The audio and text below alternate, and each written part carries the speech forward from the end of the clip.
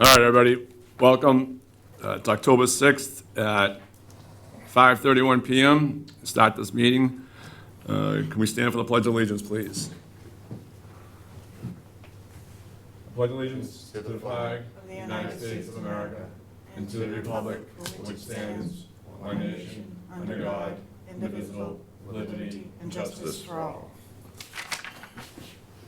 All right, we have a 5:45 hearing tonight for an application for an annual wine and malt beverage restaurant license and entertainment license. So we'll go through some of the agendas. I don't have any comments myself. Peter is not present at the moment for an administrative post. Maybe we'll pick that up at the end. And then we'll do public comments later after the hearing. So why don't we start with number 3?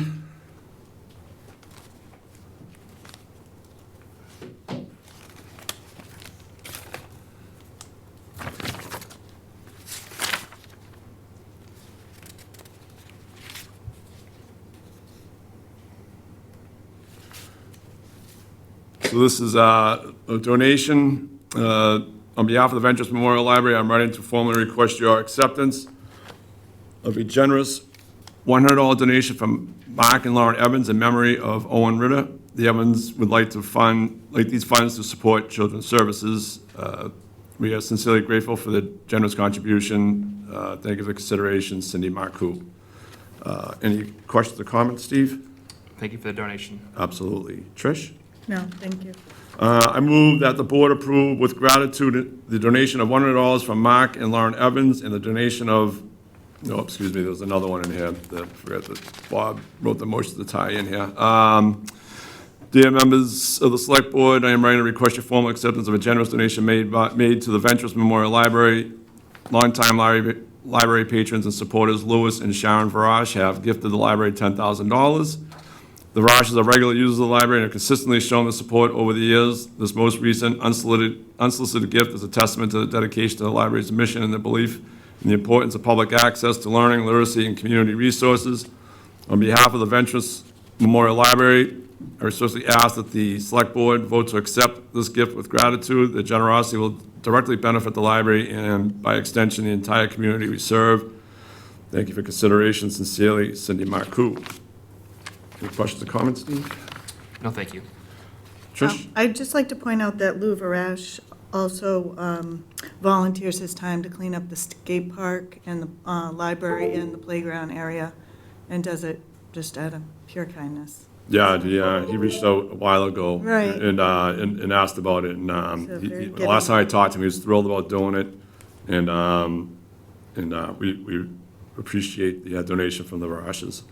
Okay, so I move that the board approve with gratitude the donation of $100 from Mark and Laura Evans and the donation of $10,000 from Lou and Sharon Varash on behalf of the Ventures Memorial Library. Do I have a second? Second. Aye? Aye. Aye. Okay. Let's do number 4. Discussion, vote, and request for permission to accept donation, Veteran Services. Permission to accept donation of $2,000. The Town of Marshfield Veteran Services is requesting permission to accept donations in the amount of $2,000 from Marshfield Elks Fish Fry event. Donations will be used to provide assistance for health and welfare, moral and/or financial need of our veterans and their dependents. Sincerely, Karen L. Paulette, Director of Veteran Services, and Lisa J. Potts, Assistant Director of Veteran Services. Any questions or comments, Steve? No, thank you. Trish? No, thank you. Just say on behalf of all of us, a thank you for the $2,000 to the veterans. I move that the board approve with gratitude the donation of $2,000 for Marshfield Elks Fish Fry event on behalf of the Department of Veterans Services. Do I have a second? Second. Aye. Aye. Aye. Thank you.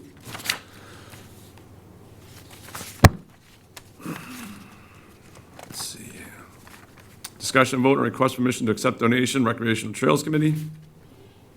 From Ned Bangs, Chair, Recreational Trails Committee, trail donation. On behalf of the Recreational Trails Committee, please accept the following donation of $350 check number 7751 from Jerry Mars, Dave Harrington, and Jack Hoey for a trail bench to be installed on Red Gold Farm in memory of Gibby Garrettson. Gibb was a man of many talents. He was generous with his time, equipment, and advice. Gibb worked to preserve the Garrettson Cranberry Bog. The town is fortunate to have 111 acres of prime conservation land for all to enjoy. The RTC welcomes this generous donation. The trail benches are built, transported, and installed by MHA's building and construction class. This donation should be placed in the Recreational Trails Committee donation and gift account number 222-5200-578000. The RTC looks forward to developing further partnerships with town residents, local business, and organizations as we continue to improve our vast network of community trails. Thank you for your continued support as we work with our partners and stakeholders in order to improve our many and diverse trails. Questions or comments, Steve? No, thank you. Trish? No, thank you. Once again, on behalf of us, we want to say thank you for the donation. I move that the board approve with gratitude the donation of $350 from Jerry Morris, David Harrington, and Jack Hoey on behalf of the Recreational Trails Committee. Do I have a second? Second. Aye? Aye. Aye. Thank you. Let's see here. Number 6, discussion vote on request to waive fees related to proposed work at 305 Webster Street, the Housing Authority. Dear Select Board, we are requesting on behalf of the town of Marshfield to waive all permit fees relative to any proposed work at this location. Please see attached for information. Thank you for your time and consideration of the request. So this can be at 305 Webster. So this is from Andrew Stewart. Any questions or comments, Steve? No, thank you. Trish? No. I move that the board approve the request by the Marshfield Housing Authority to waive all building department fees associated with the work by the Housing Authority on the property located at 305 Webster Street, Marshfield. Do I have a second? Second. Aye? Aye. Aye. Number 7. Let's see, discussion vote on request permission to hold the 10th annual Marsh Vegas Turkey Trot, 11/27/2025. Dear Select Board members, this letter is sent as a formal request permission to hold a charity 4-mile run walk as part of the 10th annual Marsh Vegas Turkey Trot on November 27, 2025 to benefit the Boys and Girls Club of Marshfield. Date, Thursday, November 27, 2025. Location, South River School. Event, 4-mile walk run. Time, 7:30 a.m. Walk run begins. Our staff and event volunteer committee will work closely with the MPD and the other relevant or recommended service to ensure a safe and enjoyable community event. Thank you for your assistance with this request. Respectfully, James Bunell, CEO. Questions or comments, Steve? No, thank you. Trish? It's a great event. I've done it many times, and it's a lot of fun, and I hope a lot of people do it this year. It's a great way to start Thanksgiving. Work Yeah. off your turkey first. Yeah. Okay. I move that the board approve and grant permission to Boys and Girls Club of Marshfield to hold the 10th annual Marsh Vegas Turkey Trot on 11/27/2025, utilizing the public streets and ways listed in the request to the Select Board. Do I have a second? Second. Aye? Aye. Aye. Thank you.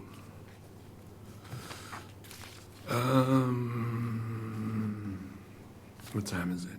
It's 5:30. 9:39. Going through this, actually,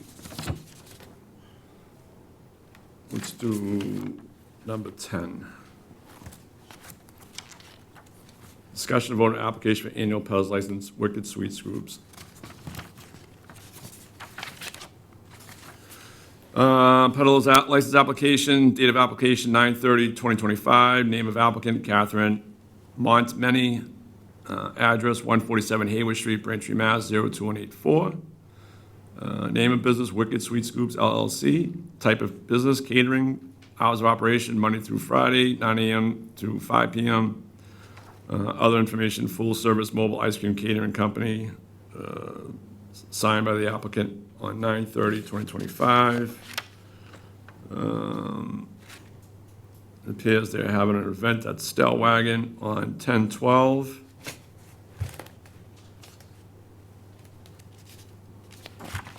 And that's it for that. Any questions or comments, Steve? No, thank you. Trish, any questions or comments? No, thanks. Move that the board vote to grant upon payment of the required fee in annual peddler's license, Wicked Sweet Scoots LLC, under Marshfield General Bylaws, Section 184-14, allowing the sale of food products, including ice cream, in the town of Marshfield. Do I have a second? Second. Aye? Aye. Aye. Thank you.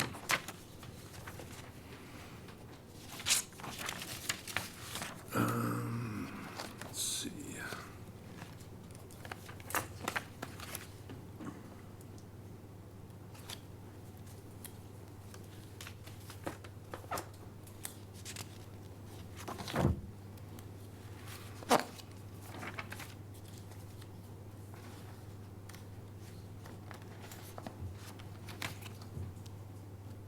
Do you guys think, we got about less than 4 minutes before the hearing? Do you think we're gonna need a discussion on, which I think we might, on the Labor Council RFP?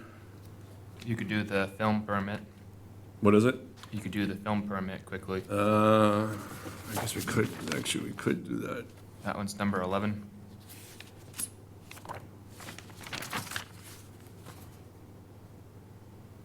Actually, you know something, before we do that, because I think that might be, we might have to talk to the applicant if they're on Zoom. Why don't we do number 12? Discussion and vote on select board participating in the MHS scholarship program. Do you guys have any questions or comments in regards to this program that the select board's been participating for a number of years? No. The only thing I would suggest is that if we're agreeing on this, that the money gets collected. I just thought it was strange. I was newly elected and being asked for a chunk of money. I'm with you, because I was in the same position. as Right, you. so I just think if we're voting on this now, a collection should be taken in advance. Like, is there anywhere this money? While everybody's in office still. Right. The current people are in office The for current people transitions. are in office, correct. I think that should be done.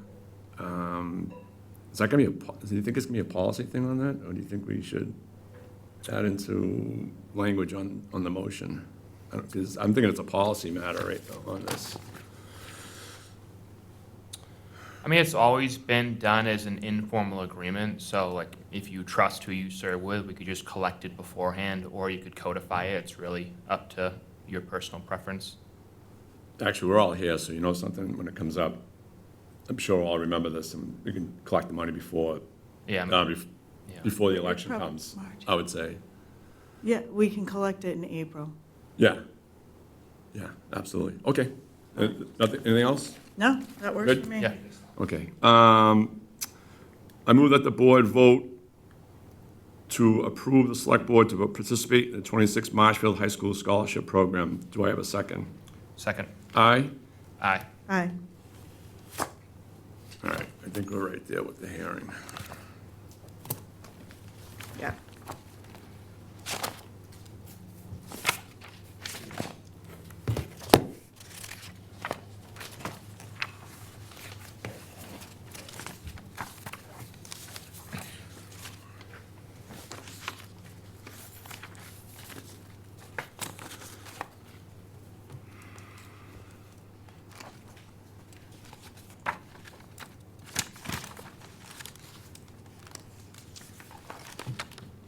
Okay, it's 5:45 PM. I move that the board vote to open the public hearing on the application for an annual wine and malt beverage restaurant license under Mass General Laws, Chapter 138, Section 12, and entertainment license for Modest Roots Brewing South, DBA Modest Roots Brewing South, Andrew Gittleman, manager under Mass General Laws, Chapter 140, Section 183A, for the premises located at 25 Dyke Road, Marshfield, Mass. Board reviews application, board questions, board comment, board vote. Mr. Gittleman, would you like to step up to the microphone there? If you want to give a little background on yourself Yeah, sure. in the business you are proposing. Yeah, so my family currently runs a brewery in Tingsboro, Massachusetts. Mr. And- Chair, could you just take the vote to open the hearing? Oh, I apologize, that's right. Sorry. No worries. I motion that the board open the hearing. Do I have a second? Second. Eric Kelly, aye. Aye. All right. Sorry, yeah. So as I was saying, my family, Want to read the full public hearing notice as well? Do you want me to read that in? I think I did, didn't I? You read the motion, but the public hearing notice is separate language. I can read it in real quick.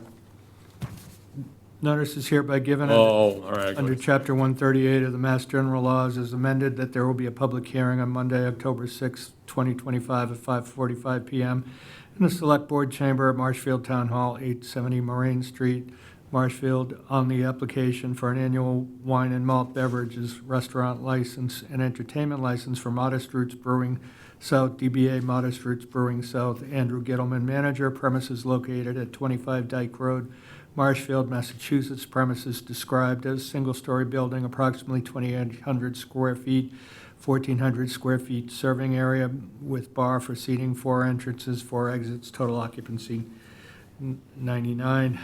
Marshfield Licensing Authority, Select Board, Eric Kelly, Stephen Darcy, Patricia Simpson. Thank you, Mr. Chairman.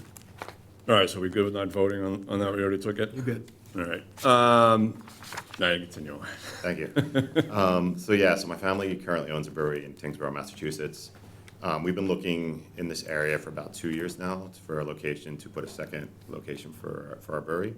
I've had multiple opportunities, and this one just seemed like the right fit for right now. We're going to be, it's a little different than the brewery, that we're not going to brew beer at this location. We will just be serving the beer as a tap room. We will have wine as well, and we will serve bar pizza for food. Just a kind of casual place to just come have a drink and hang out with friends. We think Brant Rock's a good spot for this, especially with, everyone over there in the summer for the beach. I live in Duxbury, so I'm close. I moved here about 5 years ago from California. So my wife and myself and our 2 kids live in Duxbury, and we're looking to set down some roots and open another location for our family's business. Excellent. I just had a couple of questions in regards to the application. Eric, can I just ask where it is in Brant Rock? Where's 25? Right next to where the post office used to be, the shops at Brent Rock. Oh, okay, in there?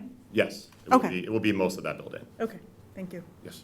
On number 6, addendum A,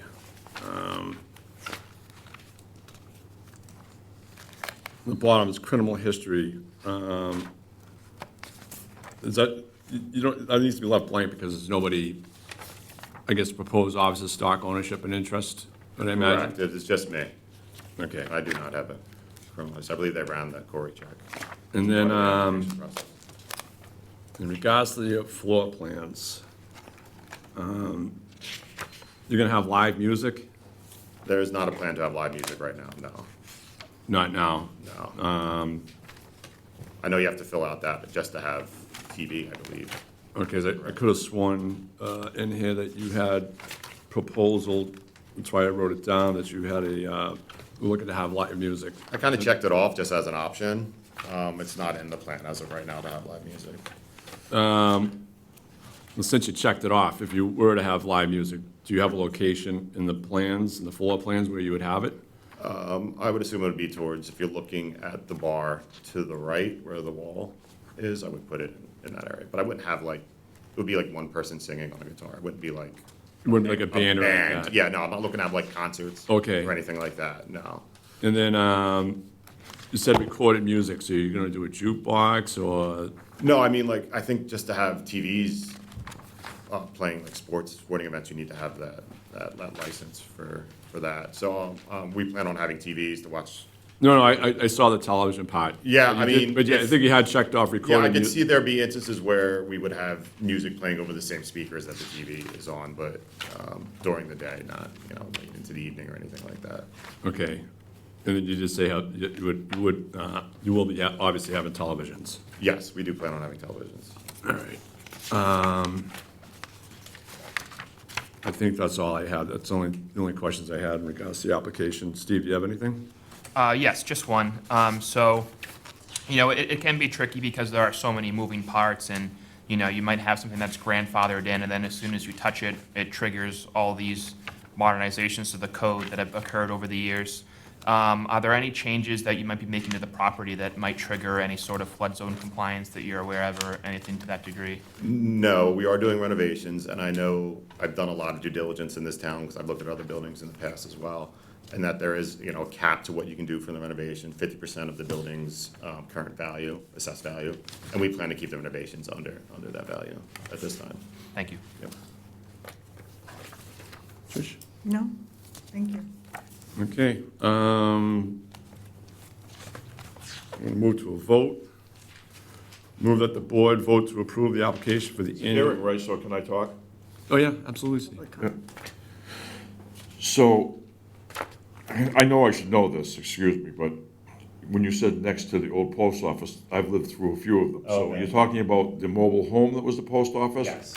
So you're talking about the old Bud's hardware store is what you're talking about? And It's you're gonna- currently called the Shops at Brent Rock. Right, it's where they sell shirts and Yes, correct. stuff like that? Yes. So it's Dennis Crowley's property?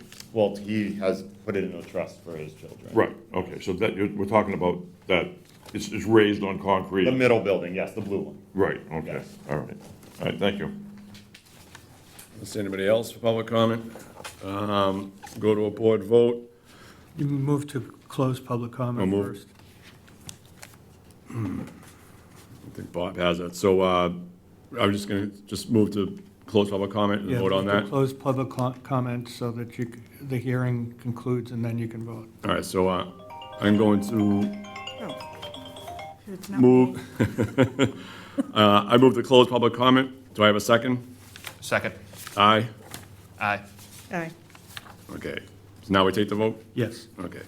I move that the board vote to approve the application for the annual wine and malt beverage license under Mass General Laws, Chapter 138, Section 12, to Modest Roots Brewing, South, DBA Modest Roots Brewing, South, Andrew Gittleman, manager under Mass General Laws, Chapter 140, Section 183A, and General Laws 136, Section 4, for the premises located at 25 Dyke Road, Marshfield, Mass, for the following hours.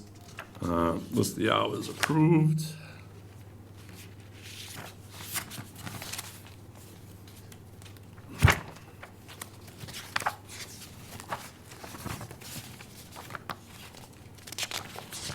Did you have listed hours? 12 to 10 in the summer, 12 to, just 12 to 10? yeah. Will it be a summer, just a summer? No, we will have, so we plan on four days in off-season, Thursday, Friday, Saturday, Sunday, and then every day during the summer. But even in the off-season, it probably won't be open 12, it'll maybe be 4 to 10. So what were the hours again? 12 to 10 in the busy season, the summer season, and then probably 4 to 10 in the off-season. Okay, so, for the following hours, the approved hours, 12 to 10 during the summer season and 4 to 10 for the off-season. Do I have a second? Second. Bring up one slot on it. Don't. Wake up. That's just background noise? Somebody else needs a microphone. Okay, aye? Aye. Aye. Conduct the vote by asking all in favor, yes, and, well, yes. Does anyone- All right, so the vote passes unanimously. And I think that's it. Would I be correct, Peter? Yeah, Mr. Gittleman, this gives you your wine and malt restaurant license. Your entertainment license would be separate. So if Okay. if you get to a point where you're going to have live entertainment, you're going to come back and Okay. ask for an entertainment license. Okay. And you would describe in detail, Where. where Yep. the sound system, the hours, and anything else. Okay, great, thank you Okay. very much. Yep. So we're good. Thank you very much. Thank Hold you. on, you got one more. Okay, sorry. I move that the board vote to approve the application for the entertainment license for Modest Roots Brewing, South, DBA Modest Roots Brewing, South, Andrew Gittleman, manager under Mass General Laws, Chapter 140, Section 183A, and General Laws, Chapter 136, Section 4, allowing the list of approved entertainment, call for a second on the motion. Do I have a second on this motion? So this would cover your right to use your TVs, but not. Thank you very much. Beyond that, yep. Second. Aye. Aye. Aye. So does anybody have any questions or comments on this? No. You're good. I think we just had a discussion in regards to all this, in regards to Yeah. the hours, so. Number two. Yeah, there it is. Oh, you know what I wanted to ask was the estimate number of persons who will attend. You had 50. Does that only, I mean, you have a capacity of like, I think 100, right, in the place? Yeah, I mean, it's kind of hard to predict what it's gonna be, but, Can I address just as your architect? yeah, this is my architect. Should I so. come up here? Yeah, please. Thank you. I'm Christine Monahan. I'm the architect who's designing the space. And so for the code study, we typically will write what is allowable and what's actual. So the actual is what Mr. Gittleman has written in his submission, but what's allowed is 99. Does that make sense? So you're just roughing what the average amount of people are gonna be in there? Is that what you're saying? Right, so what's allowable is 99 based Right. on how many square feet there is available. But when he has furniture in there and he has 50 patrons as an actual. But before we even do this project, we will be submitting for permit, we'll be working with the building department, and we're modifying these very slightly, some of these plans, but we'll be submitting a code report. So at that time is when your capacity is really gonna be determined, because you gotta also figure in septic and things like that. It's Right. on sewer. But also Okay. fire protection and life safety, Yeah, right, access and egress. Mhm. Yep, right. so capacity comes later. Okay, It's really a building all right. determination. Yep. Any questions, Steve? No, thanks. Fish? No? All right. Good luck. Thank you very much. You're welcome. So, a call for a motion on the second application. Do I have a second? I think we already squared that No, away. you squared it All away. right, we're You good. got the That's vote good. on All right, I You're thought it good. was following Bob's thing here in regards to this No, whole you're motion good. thing. All right, so aye. We already squared Do we vote on it? Yeah, you voted on it, you're good. All right, thank you. Bye-bye. Thank you. Thank you.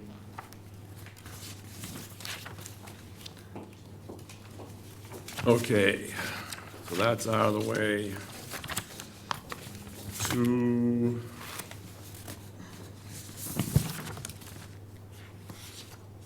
okay, Peter, update on actually, I think we need to roll back to your town administrator report. If I'm correct, did you have one? Yeah, it overlaps with the discussion on my remaining hours and so forth. Okay, Based on limitations imposed under my, retirement, on amount that can be earned and number of hours that I can work, my schedule is going to be 25 hours this week. I will be away the following week, but available remotely to attend any meetings, and won't charge for any of that time. I'll return for the 10:20 town meeting and work the remainder of that week. After that, after 10:29, I can attend the November 3rd meeting of the board if necessary. I've talked to two potential people who could serve as interims if the board wants to consider them.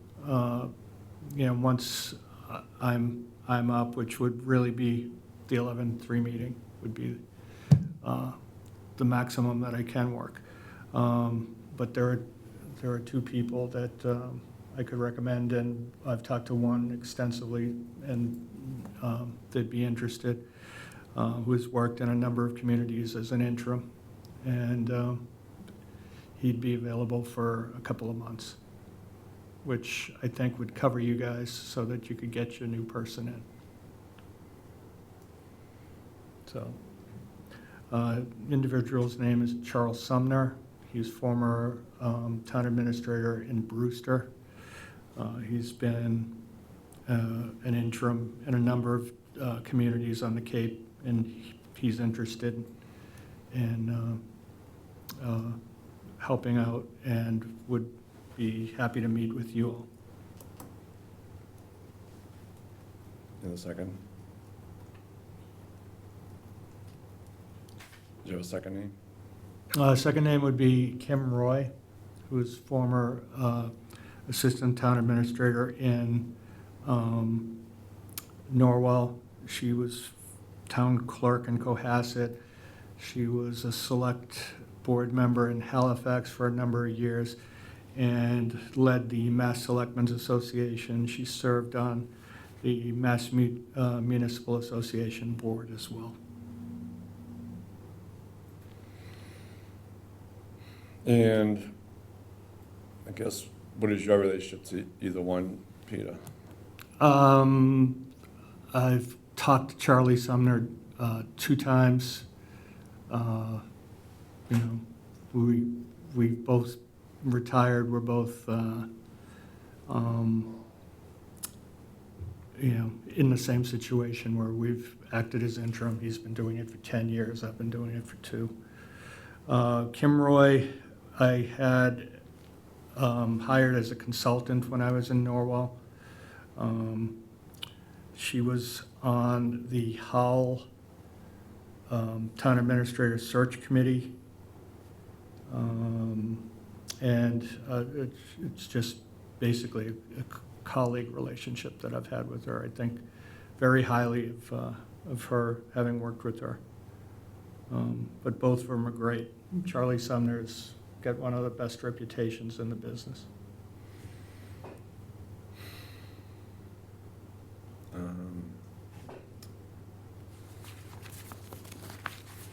I don't know, I'm kind of up in the air what I want to do here, so I don't know if we should jump in and hire somebody, or if we should put out You can talk- advertising for You it. can talk to them. If you don't like them, you can put out an advertisement, or you can put on an advertisement, you know, Well, that's all I was gonna Same time. float to Steve and Trish, is what they wanted to do. Do you have any comments on it, Trish, Steve? I'm sorry, in regards to the, how you want to proceed with this, in regards to replacing Peter? Sure. I mean, the window's getting pretty tight, and so we hired Peter, you know, based on a professional recommendation and someone who had experience working with Peter on a professional basis. So, and part of that was based on the fact that Peter had a lot of experience as a interim town administrator as well. So, I think Peter's done a really good job, and you know, if he's recommending 2 people that he has confidence in based on his professional relationship and experience with them, and that he's confident in their abilities, I think we do want to get moving on this quickly. And I do think we want to get our next interim in place, because I don't want the citizen search committee for the new town administrator to feel rushed. I want them to feel like they have, you know, the time that they need to make this really important decision. So I wouldn't want to be without someone at the helm of the ship for an extended period of time. So my feeling would be that for our next meeting, that we put both of these folks on the agenda and interview them and make a decision like we did when we hired Peter to be the interim town administrator. I think Peter was our only choice at the time when we hired him. I think we were lucky, Eric. I'm just saying, I think Peter was the only choice, you know, so that's all I'm saying. What do you have your thoughts on, Trish? Well, I guess, Peter, from what you know of these 2 individuals, we have a lot of strong personalities that work for this town and that live in this town. Are they either one like very assertive, that can deal with some of the stronger personalities? they've dealt with strong personalities in their careers Okay. before. Absolutely, they've gone in very difficult situations. Charlie Sumner's gone in some very difficult situations and straightened them out. Kim can get along with anybody. She's really good. She's a good listener. But she can carry something out too. They're both very good. They're both very skilled at what they do. Okay. Level-headed, don't fly off the handle. get the job done, follow your lead, support you, that type of thing. All right, thank you. Then I agree as well. I think we have a small window. I don't think putting an ad in the paper, it would be advantageous. And, I don't want Peter to have to volunteer his time to us to keep us until we get our permanent replacement. So I agree with having the two candidates come in and meet with us. Okay, just for clarification, or maybe a correction, Peter, you gave a major description to Kim. I would say that Charles is probably the same way in regards to Kim. Oh, yeah. Charles, what I know of him is not having worked with him, but watched him work. He's the best interim in Massachusetts. Everybody knows him to be the best at it. If there's an empty job on the Cape, which is where he lives, he gets it. There's nobody else, if he applies, he gets He's the it. go-to person. He's the go-to guy. He's level-headed, he's seen it all. He ran a town perfectly for decades. Ooh, this could be a challenge. Yeah, it'd be really good. Come to Marshfield. Kim is smart. Straighten us out. Yeah, Kim's smart. She's efficient. She gets stuff done. She's got a great sense of humor, and she's a great person to work with. You'll be in good hands with either one of them. I wouldn't be recommending him if I didn't think so. Does Charles Sumner have any distant familiar relations with the U.S. Senator? I don't think so. I don't think he was caned or anything. No. Yeah. Not that I know of. No, he's been around. He has been around almost as long. He's been around forever. He's just really good. We will have one issue with the next meeting, is it's right before town meeting. Well, that was my next question to both, is that should we have a special meeting next week? He could do it by Zoom next week, but like the 20th after, he could meet with you live. All right, so we got a special, not a special and Next a week? special time meeting at the 20th. Indigenous Peoples' Day. Yeah, next Monday is a holiday. Columbus Day. That too. So I know we don't want to do this before a town meeting, obviously, so do we do it that week on a different day, or do we do wait it, till the yeah. following week? What do you think, Steve? We could do it, well, the ZBA meets in here on Tuesday, right, typically, so, Conservation may be here Wednesday too, I'm not too sure. we could just bump it up, so if they meet at 6:30 or 7, we could meet at like 5:30 for that one special purpose. All right, so are both of you willing the week of the 20th, depending on the schedules of this room? Is that what you're saying? I would be fine meeting next week, whether it be Tuesday or Thursday. I have a meeting on Wednesday with the playground committee, but I could do Tuesday or Thursday. Tuesday or Thursday next week. What about yourself? Yeah, I can make that work. And will Charles, did you say Charles would be You can do it available? by Zoom. He By can't be Zoom? Here, yeah. Do you want to do it by Zoom with him, or do you want to have him in person? We have so many hybrid meetings these days that I think it would be pretty seamless to have them on Zoom for the sake of expediency. Trish? Yep, I agree. All right, so Tuesday or Thursday, you said? Why don't we roll, let's see, town meetings Monday. Just want to do it on Tuesday? Just get it over with? Yeah. Trish? Mm-hmm. Actually, no, you can't, because the ZBA, they start at 6? You get a 6 o'clock meeting? 6:30. So we could 6:30? do 5 o'clock or 5:30. How much time do you think we need, Peter? An hour? You're gonna talk to tops? one or two? Yeah, I was thinking 2, but yeah, actually, we have to work this around this schedule as well, so So I'd say at least an hour. an hour, Yeah. we can get both at the same time? Yep. How about we try for Thursday, depending on both their availability. Okay. If we can get one for Thursday, then we'll go for it, and then if the other one can't, we'll just have to pick another day, I guess. Is that all right with you? So Thursday, the 16th. Yeah, let's,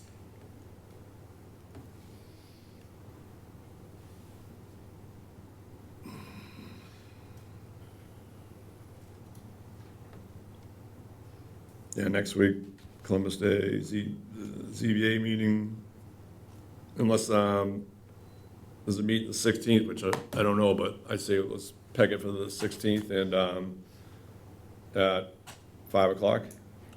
Yeah, I mean, we don't have to like officially vote right now, so I would say if, like, give them two options to maximize the odds that we find something that works, whether it be Tuesday or Thursday, and see if there's a day and time that works for both of those candidates, but we don't have to vote right this second. No, I wasn't, looking to vote. All I'm looking for is, how we set this up. So do you want to, that's what I was saying, so do we want Peter to reach out to them, see their availability first? Yeah, I'll check And on he didn't get back Tuesday to or us? Thursday of next week, yeah. Yeah. Okay, let's do that. I think that takes care of that discussion, right? Yep. Okay, number 2, update on town administrator search committee status and process.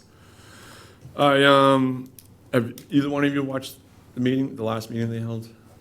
I was traveling for a wedding, but I've seen the first half, and I'm gonna finish the rest tomorrow. Okay, I watched the meeting, the second meeting they had,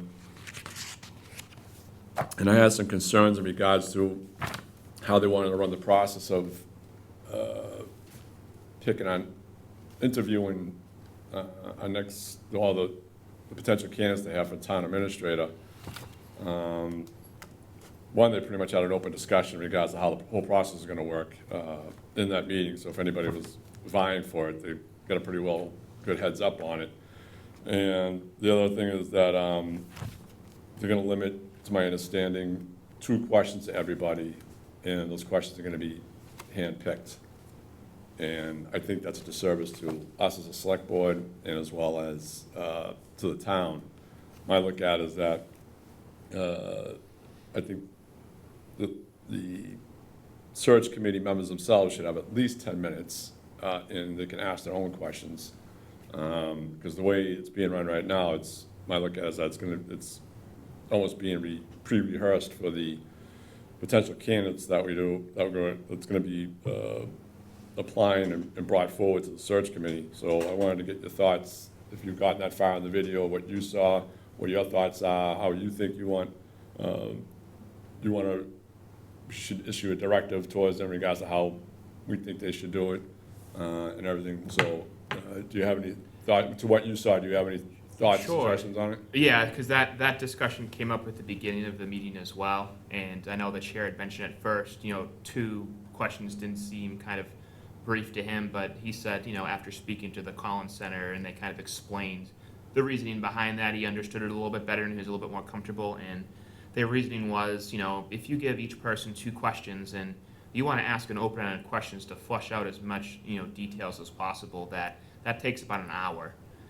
So depending on how many candidates apply and how many they want to move forward to interviewing, it's going to take them about an hour to do each candidate, each having their own 2 questions. So, I mean, they get to pick the questions that they want to ask. The reason that you want to pick a slate beforehand is because out of fairness to every applicant, you want to ask them the same questions, because it wouldn't necessarily be fair to ask a question of one candidate that you wouldn't ask of another.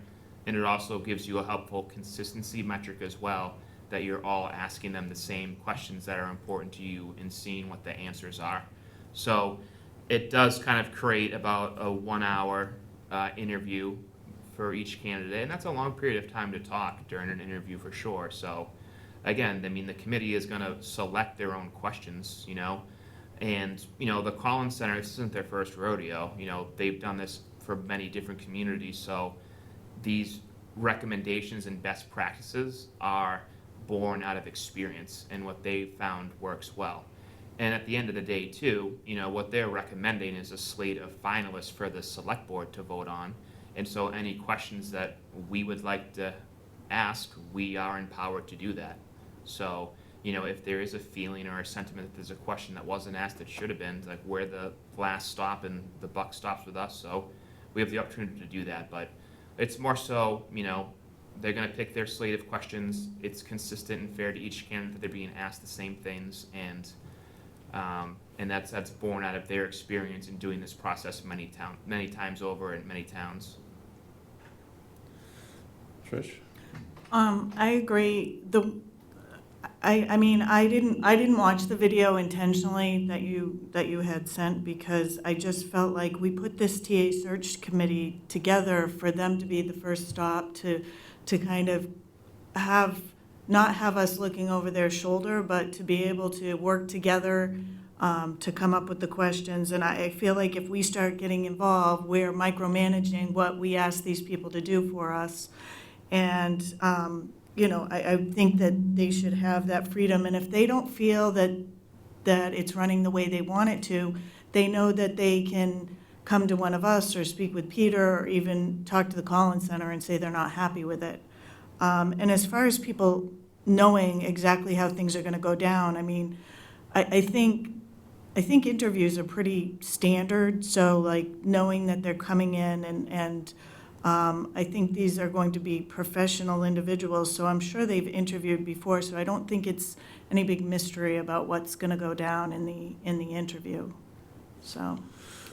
My look at it is that I agree with Steve that they should be asked the same questions to each candidate. And the whole thing is that, my look at it is that I would look at pretty standard in the overall thing. The whole thing is that, my look at that meeting is that hearing from the Collins Center and as well as the chair of the search committee, Andy, that the questions the committee was gonna be asked is gonna be handed to them by the Collins Center.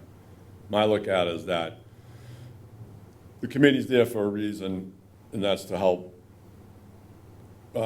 interview and pick the best candidate that should be brought forward to us. And I think having rehearsed questions is not the best process in doing this, especially if those questions are used in the past in other interviews that Collins has had, and maybe those standard questions without me knowing.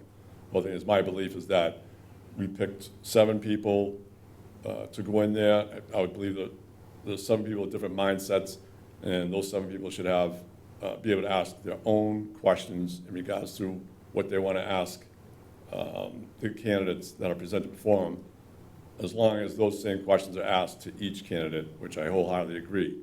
To limit them to 2, I believe is a disservice to us and the town in limiting the number of questions they ask. I would look at it that there should be a time limit put in place. I would say 10 minutes, so that allows between the questions they want to ask and possibly any follow-ups. Yeah, we're spending, we put a price on it between, I think, $190,000 and $210,000 in regards to hiring somebody. If they really want the job, they'll spend an hour, 2 hours wanting to prove themselves that they want this job, especially in the interview process. At the end of the day, in my opinion, I think us as a select board, as well as the search committee, owe it to this town to find us, hopefully, that applicant will be found and presented to us, or applicants, the best person to move this town forward, and hopefully smooth everything out so things run a lot better operationally at the end of the day. That's the way I look at it. Do you have anything to add? Yes, it did come up during the meeting that the members had a deadline of Monday to submit any questions that they wanted to ask and take into consideration when they voted on their final slate of questions. So the members did have the opportunity to submit any questions they wanted to ask. And, again, it's in the meeting tape that deadline was Monday. So they are picking their own questions. And what the Collins Center has been very clear and consistent about from the beginning is that they're here to assist with the process. Correct. And guide the Citizen Search Committee through the process, but they're not dictating anything. The decision-making process lies with the members of that committee. So they're picking the questions that they want to ask. And, to assist with the process, the Collins Center had a list of questions to pick from or build off of, and they explained the rationale behind each one. For example, right, all the interviews are going to be done in executive session on the one hand because, right, I mean, if someone is a full-time employee in another town, you don't always want your employer to know when you're searching elsewhere. But also because you don't want to tip your hand to the questions that you're going to ask. So I mean, if we're gonna take a vote and dictate the questions that we want the committee to ask, that's gonna be out in the public record. And the point that the Collins Center was making is that if the questions are known beforehand, all you're gonna get from the applicants are canned and prepared responses. So what they're trying to do is they're trying to craft open-ended questions, because the more you're able to get someone to speak off the cuff, the more revealing their answer is going to be, and the more you're going to learn during the process. So that's what they were trying to explain to the committee during the meeting. And you also don't want to ask hyper-specific questions that are particular to Marshfield, in the sense that, you know, their reply is going to be, well, I don't have direct or first-hand knowledge of that question, so I can't really answer it. So what you want to do is ask more open-ended questions. They're going to tell you more about their managerial style and their approach to crafting policy and things of that nature. So I think they were pretty earnest, the Collins Center was, in explaining the thought process. And again, they've been pretty clear the whole time that it's up to the members of the committee what they want to do and how they want to move forward. And, you know, they even discussed whether they would just have the chair read every question or each member would ask their own questions. So they pretty much handed them the keys to choose the process they feel is best as a committee. And, you know, I would say too that not just with this committee, but any committee, naturally the select board is going to appoint members that they feel carry out the vision that they were elected by the voters of Marshfield to carry out, but you can't really micromanage them and call them up and tell them what to do. So you have to trust your choices, that they have a certain degree of autonomy, you know, to act in their role as members of this committee. And again, I mean, I felt that it was pretty clear that it's their decision what questions they want to ask, how many they want to ask, and the reasoning behind the questions that were being built and put together. So I don't think we need to micromanage them. And at the end of the day, their role is to recommend a final slate of candidates to us. So any questions that we feel should be asked, we can ask in open session. So that's where I feel on that front. And I don't know if you had anything that you wanted to add, Peter, based on your experience. Oh, hold on for that. Trish, do you have anything to add? Well, I was just gonna say, 14 questions, open-ended questions is, I mean, there's only so much variety in questions you can get. So when you're saying, like, we're not gonna give them a number, I just think you also don't want the individual being asked the same question in another way. There's only so many open-ended questions so I think 14 questions is a lot of questions. I just look at watching that meeting that the questions were gonna be handpicked. And I think between Collins Center providing the questions and not allowing the committee members to ask their own personal questions and limiting to questions, I believe, is not correct either. Like I said, I would prefer a 10-minute time frame for each committee member to ask their own questions and then any follow-up questions to it. And I think that would be the proper way of doing it. I think my opinion is 2 questions per candidate and then maybe some follow-ups. I think doesn't do the committee any justice in everything. And I don't think the select board is, my opinion is why I brought this forward, is I don't think I'll micromanage it, but I think I want the process done correctly for the select board, and I don't believe we're trying to dictate anything to them what to do, but we do want them to look at their process, which I think is skewed, in my opinion, in favor of the candidates, especially when it comes to limiting questions and then possibly questions that they may very well already know in advance in regards to what questions may be picked for them. But, I mean, look, if you two want to keep the status quo in regards to what happened at that last search committee, town administrative search committee, you know, then that's what we'll do. It's, you know, I just want to have a discussion on it what I felt on it, because obviously we not supposed to talk amongst each other in regards to it, so I just wanted to let people know where I stood and how I felt, how that meeting went, and I want to get your opinions on it, and then if there was anything that maybe we agreed on that we could vote on to let the search committee know, as well as the Collins Center, that we want this process changed, then we would do that. But if you two want to let them proceed on as forward, then I don't, then so be it, so. I mean, we appointed these people to make these decisions and decide where this was going to head, so I think they should have that opportunity. If they're not happy, then they can come to us, but I just think, it's not fair to putting them in that position and then saying you're not doing it correctly. So, I don't know, I wouldn't say that they're doing it correctly, I just disagree with the process.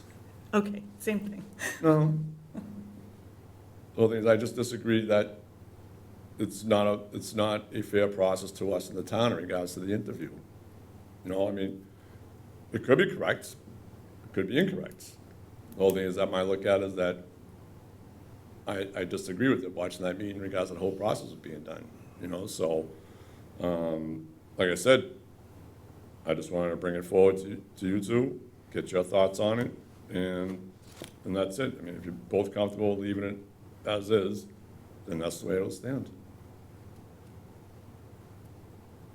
All right, we'll move on.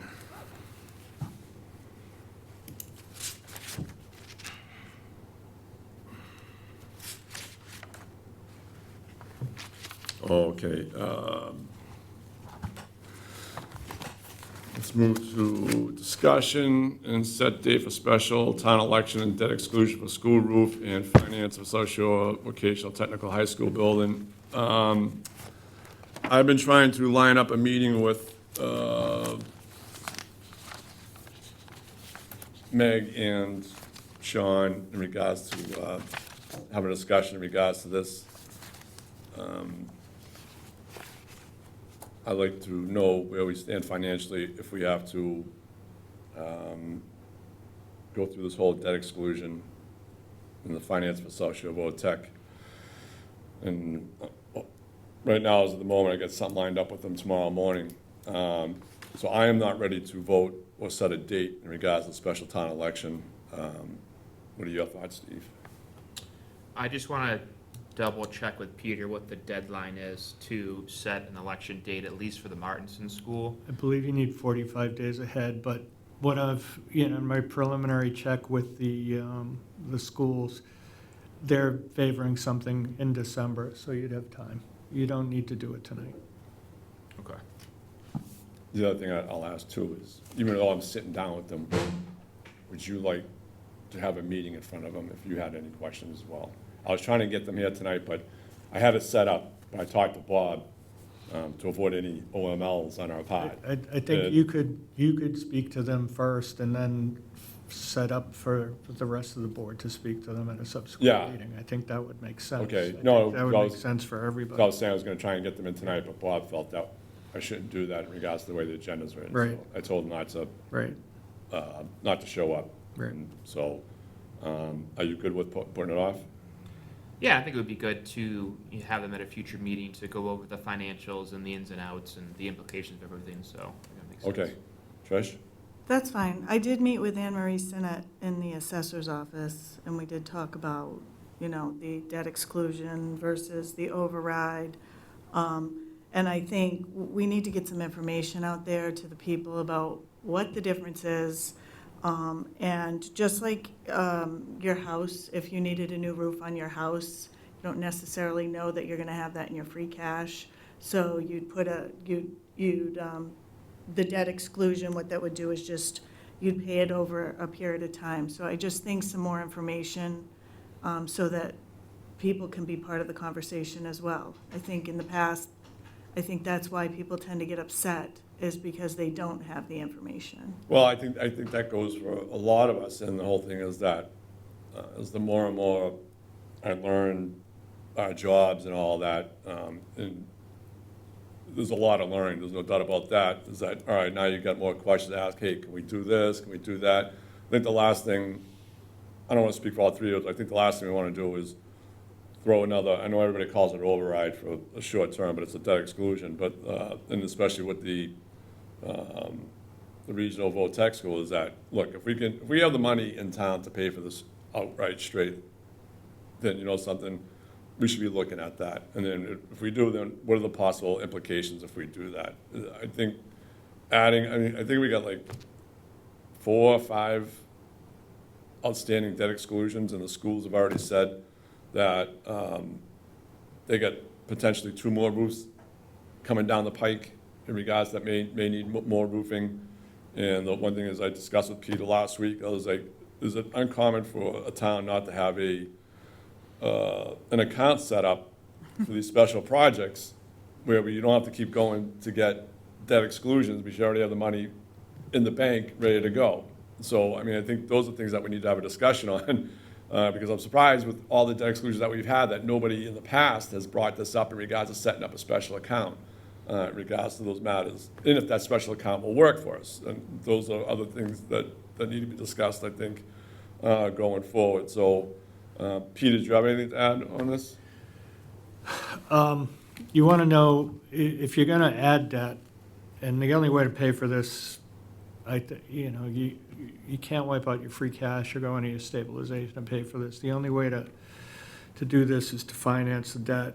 You want to know what debt's coming off, what debt's aged out or paid off. You know, do you have any obligations that are going to be retired fully? You know, and is this going to offset it? So we need to take a look at that.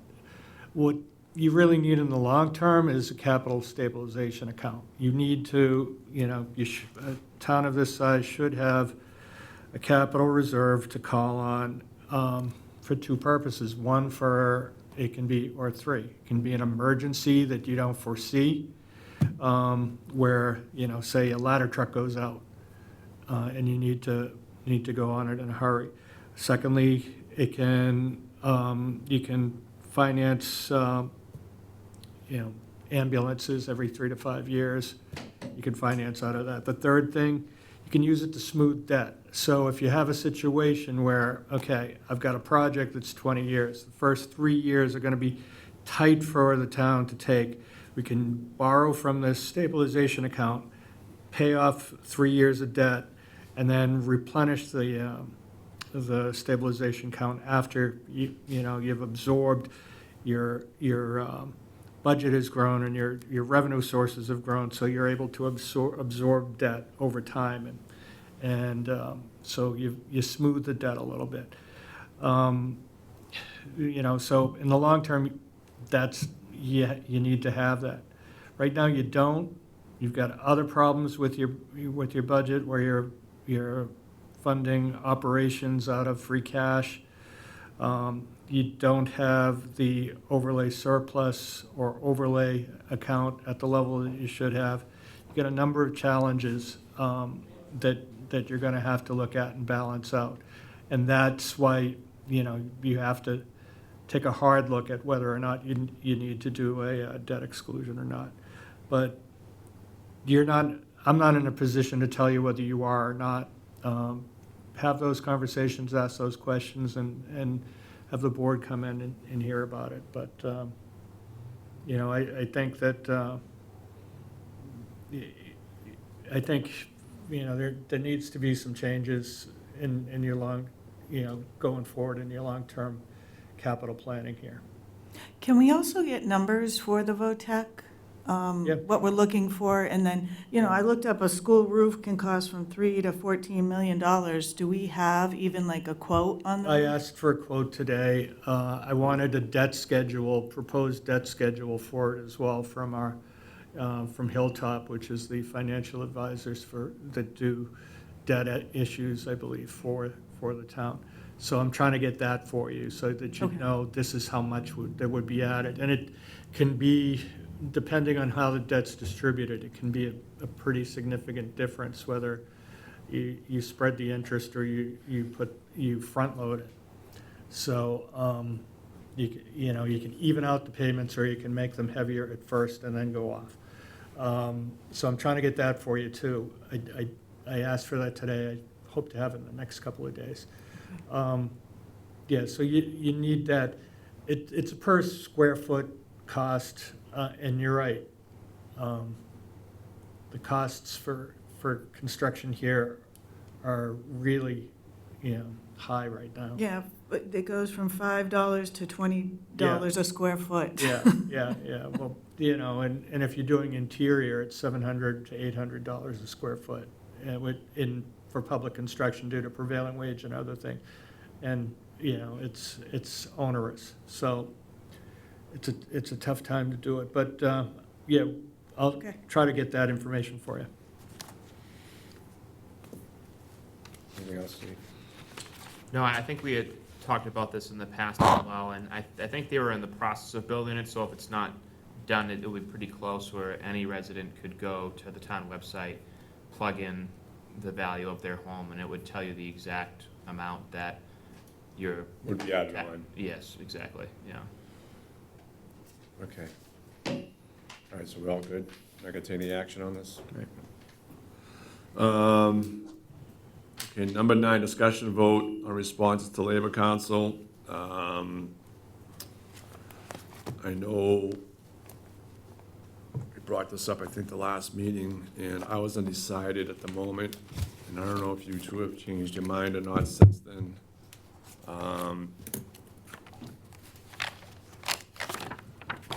So,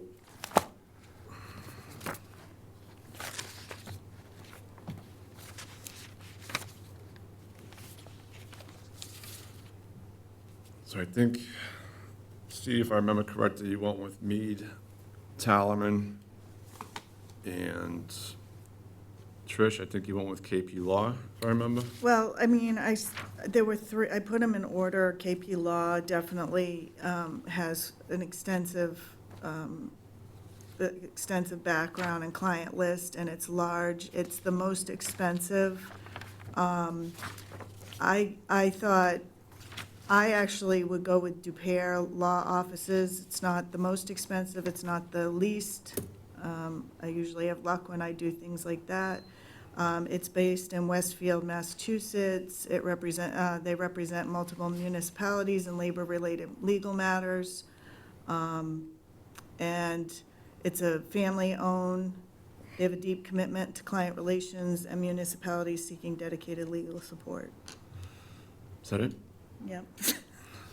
Still sticking with who you have this, Steve, pretty much? Yeah, I would say so, for 2 factors. One, right, out of all the bids, they had the lowest hourly rate. But what gives me peace of mind too is it's not a theoretical assumption for the quality of work that they'll do. Like, we've been using them on an ad hoc basis while we've been without Labor Council. So it's not hoping or projecting the kind of job that they do. We know through experience the kind of work that they're doing right now. I think I found Kate Federoff, who would be basically our go-to at the firm that we've been using. I've always found her to be very accessible, and I think her personality leads to calmer negotiations, and I think that's important. And just reaching out to employees, only just in the broad strokes, they found that she's pretty forthright and accessible and knowledgeable, and kind of helps keep the temperature turned down during negotiations, which I think is important. So for me, it's just a combination of, their lowest hourly rate out of all the options, and they're a known commodity. So it just feels like there's good peace of mind for me there. All right. Look, the one firm that I wanted, when we met last, that stuck out, but I didn't have a chance that I wanted to reach out, was Dupere. And because I saw the amount of municipalities that they had and the size of their office, and I'm like, it's like a family-run business, it seems like. I was very much interested in them. The only thing is that Peter had on a sheet here was in regards to the intervals and mileage that was left blank was when I talked to, I believe it was Russell, who is the owner of it. He bills to exact in regards to the intervals, and he charges no mileage. And I felt Russell to be very honest in regards to him and I speaking, because he says he doesn't charge mileage because he can do other business on the phone while he's driving to his destination and everything. And then they listed 11 communities, municipalities, and I believe I called almost every single one, and I was able to get a hold of a majority of them, and all of them had long-term relationships with the firm, and they're all very happy and had nothing bad to say about them.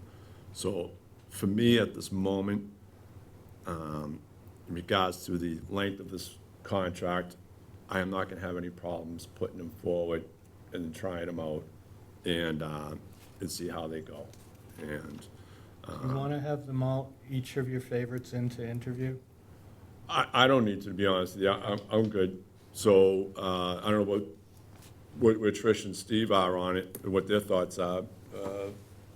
Steve? Yeah, I would be good for an interview, just so the public can see why we selected the particular firm. So we would do Mead, and we would do Dupere. And, well, me, Dupere and KP if you wanted to have them. I But you can think, do- I just think KP is too large. I just think they are involved in a lot of things, and Okay. I think they're real, the expense. Mead and Dupere. Yeah, I think having the two would give us good, that works for me. Okay, I can call and arrange for that. All right, another set of interviews coming up for us. Okay, great. Okay, so there'll be no action on that. Oh, you know something? I'm forgetting the big one here out of all of them, which I said that I was gonna take up, and I didn't, as far as I know, but let me make sure that we got all our agenda items out of the way. Yeah, you got a bunch of gifts to take and stuff. No, we cleared those all out, I believe, when you Oh. were still in the office. Oh, you know something? We gotta clear up the executive session, I believe.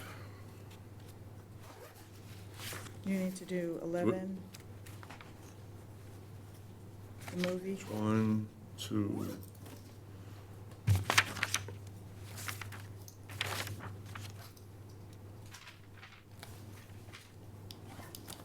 Three, 4, that's all set. 7, 8, 9, 10 is all set. Oh, I know what it was. The discussion and vote on film permit application. Steve suggested bringing it up earlier, but, And Trish just did too. oh, you did? Oh, all right. I wasn't paying attention. I got my head focused on this, so. So discussion and vote on film permit application, Jessica Zhang, Emerson College. So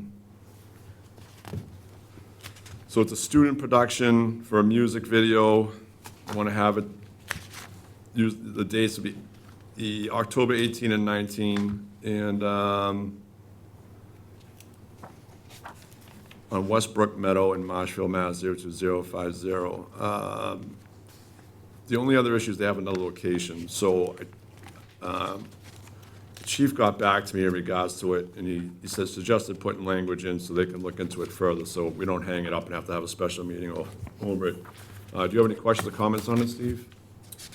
You know, I would just say that the film permit is for a music video that they're filming, so on behalf of a grateful board, I think we should request that they include Peter in the music video. Yeah, okay. Sure, they could fit them in somewhere. Yeah, Exactly, right. yeah. We pay him in experiences, you know. Leave them right at the beginning or right at the end, you know? There you go. Trish, any comments? Did you said there are two locations? What did you? Yeah, they're using one for the production, and then they have one for crew and base camp. So it says, so they have, it looks like the assessors map location, M07-03, but when they talked to Bob earlier, that showed up as on Dyke Road, but then they have First Road in Marshfield, but I believe First Road is a residential road, and if I understand watching movie productions, they have a ton of equipment that they bring with them. So I don't know if First Road will actually with the residents or work for that location. So I would suggest leaving it to the police department to make that determination in regards to where they have their base camp and crew parking. And that's what I was saying, that the chief got back to me earlier and made a suggestion to just put language in there. So, I mean, if you guys are satisfied with that, we can do that, but what do you think? Yeah, it's pretty common that we approve a permit and we just add a contingency pending approval and sign off from MPD and MFD and the Right. Board of Health and stuff. So that's pretty common boilerplate language, so I think that would be fine. Trish? Agreed. Okay. So I move that the board vote to grant a film permit to Jessica Zhang of Emerson College to film a music video on October 18th, October 19th at the premises located at Westbrook Meadow, Marshfield, Mass. 02050. In use of First Road or other location will be determined by the Marshfield Police Department. Do I have a second? Second. Aye? Aye. Aye. Okay. All right, so then we have the approval of minutes.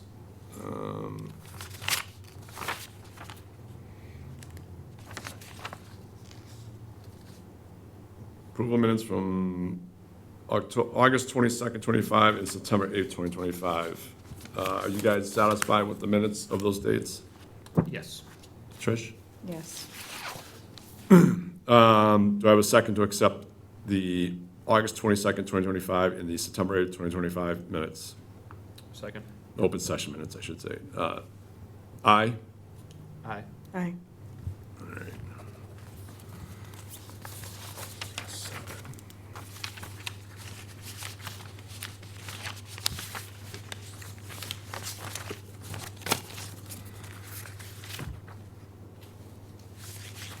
Okay, I move that the board approve, nope, I already did that, the announcement, and review, approve, release executive session minutes redacted following things, executives.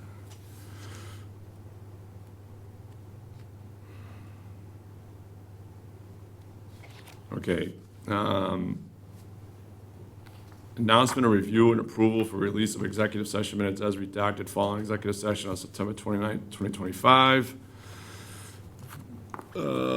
What Bob has here is January 29th, 2024, January 31st, 2024, February 5th, 2024, February 13th, 2024, February 16th, 2024, March 11th, 2024, March 18th, 2024, May 20th, 2024, July 18th, 2024, July 15th, 2024, August 8th, 2024, September 9th, 2024, September 23rd, 2024, October 7th, 2024, November 18th, 2024, December 6th, 2024, December 16th, 2024, January 3rd, 2025, January 1st, 2025, March 10th, 2025, March 24th, 2025, April 29th, 2025, April 14th, 2025, May 12th, 2025, May 19th, 2025, June 30th, 2025, July 28th, 2025, August 11th, 2025, August 22nd, 2025, September 8th, 2025, and September 22nd, 2025.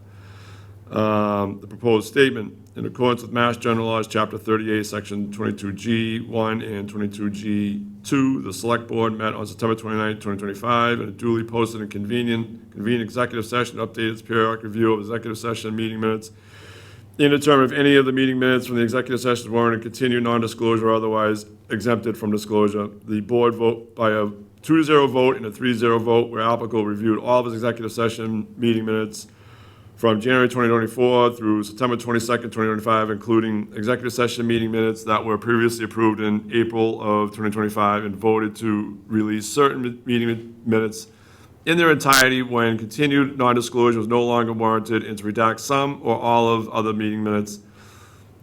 The minutes approved for release and approved for release with redactions during the time frame were sent to the town clerk on September 30th, 2025.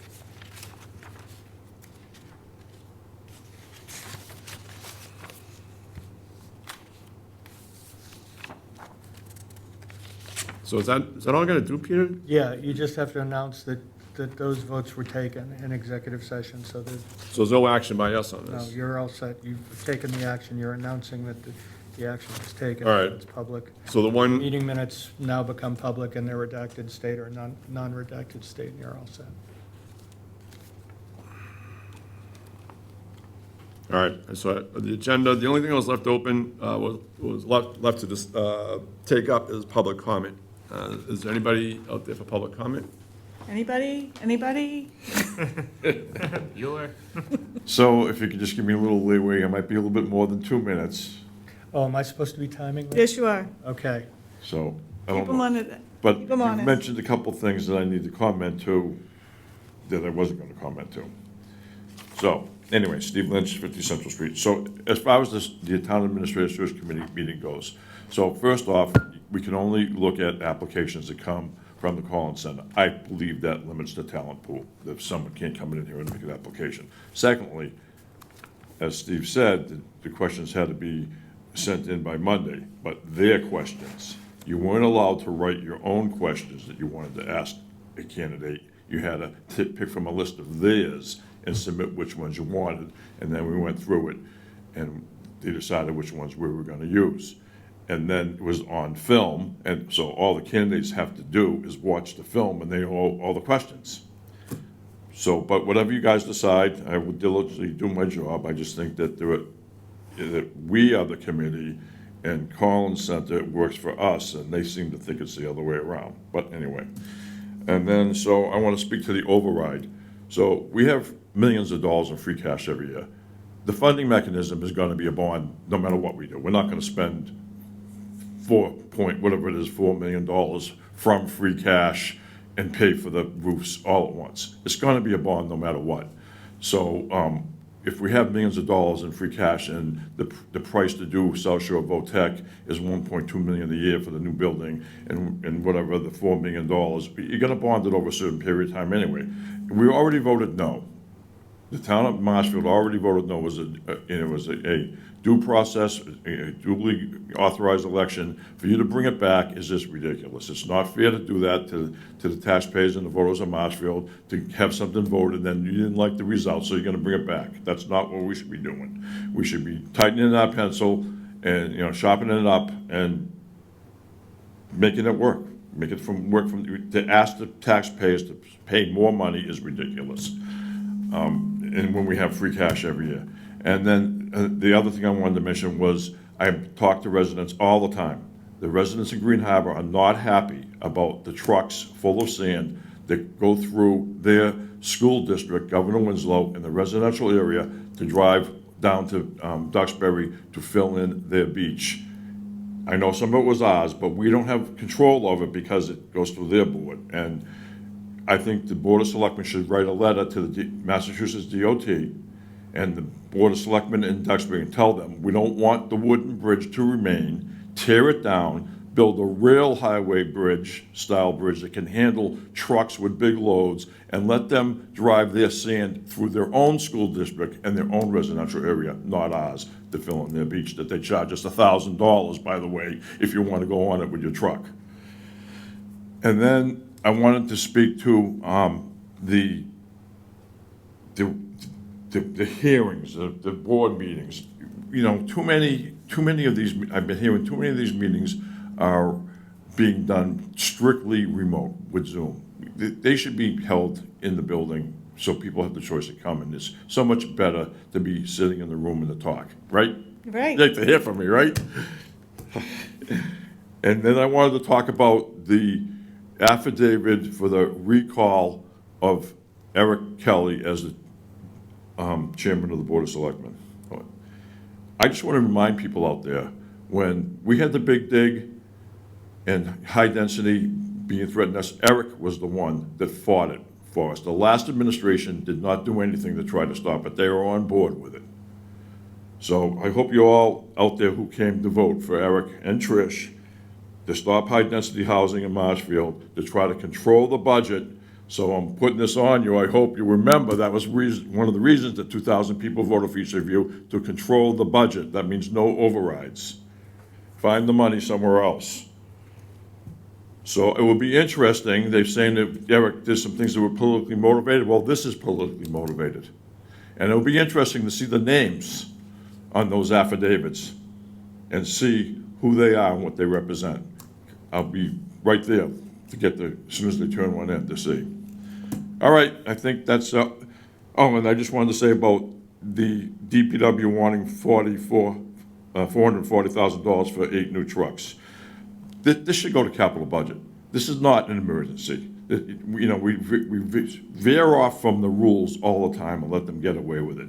This should be going to capital budget, and it should be going to an annual town meeting, not a special one. It's not fair to do this to the taxpayers of Marshfield. It's hard enough.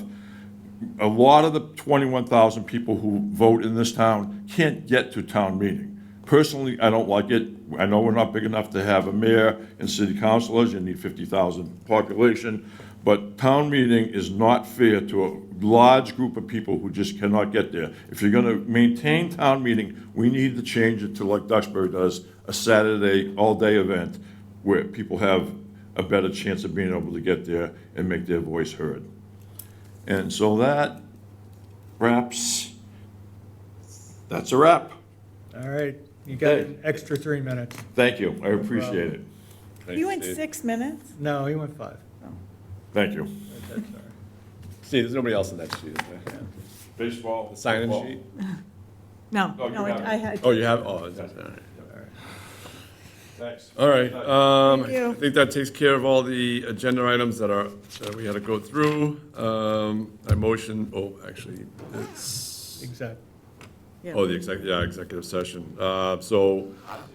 To discuss strategy with respect to collective bargaining or litigation if an open meeting may have a detrimental effect on the bargaining or litigation position of the public body, and the chair so declares pursuant Mass General Laws, Chapter 38, Section 21A3, Marshfield Firefighters 2568.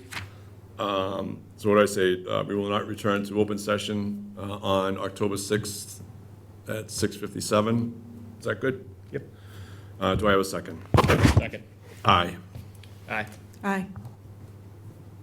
Thank you, everybody.